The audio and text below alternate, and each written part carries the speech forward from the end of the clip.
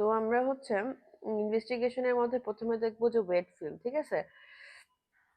Microscopic এক্সামিনেশনের প্রথমে কি দেখবো? Wet film. এখানে দেখো ওয়েট ফিল্মটা আমরা কেন করি, আমরা যে স্লাইডের মধ্যে নিয়ে এখানে হচ্ছে নরমাল স্যালাইন দেখো, নরমাল স্যালাইন দিয়ে দেখবো যে এরা কি স্যালাইনের মধ্যে নড়াচড়া করতেছে কিনা। যদি মোটাইল হয় তাহলে বুঝবো যে এটা হচ্ছে ট্রাইকোমোনাস ভ্যাজাইনালিস, ঠিক আছে? তো এটা কি,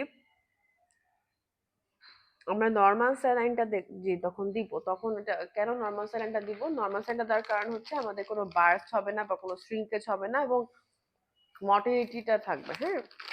তাই হচ্ছে আমরা নরমাল স্যালাইনটা দিব, ঠিক আছে?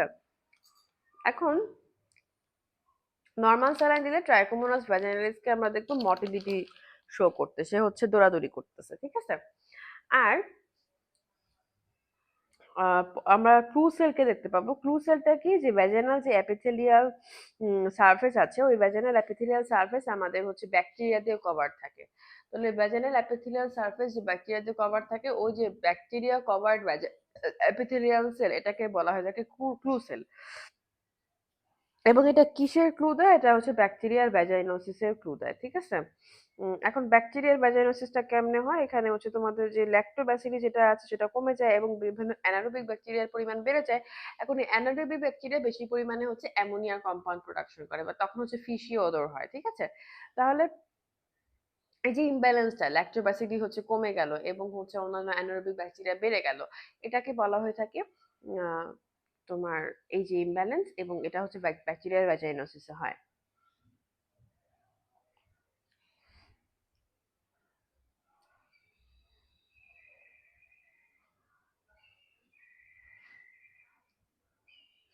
আচ্ছা, তারপর পটাশিয়াম হাইড্রোক্সাইড আছে।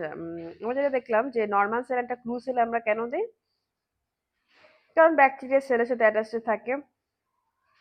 স্যালাইন কি করে, ব্যাকগ্রাউন্ডকে হচ্ছে কি ক্লিয়ার করে দেয় এবং ক্লু সেলের একটা ফাসি বর্ডার ধরতে পারি।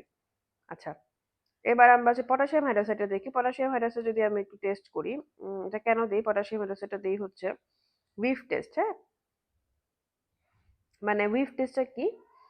এখানে আমাদের যে ভ্যাজাইনাল ডিসচার্জ আছে, এই ভ্যাজাইনাল ডিসচার্জে আমরা যে কাজ, মানে একটা স্লাইডের মধ্যে ভ্যাজাইনাল ডিসচার্জ আছে, এই ডিসচার্জের মধ্যে আমরা 10% পটাশিয়াম হাইড্রোক্সাইড দিব। এবং 10% পটাশিয়াম হাইড্রোক্সাইড দিলে যদি হচ্ছে গিয়ে তীব্র ফিশি অ্যামিন বের হয়, সেটাকে বলা থাকে পজিটিভ উইফ টেস্ট।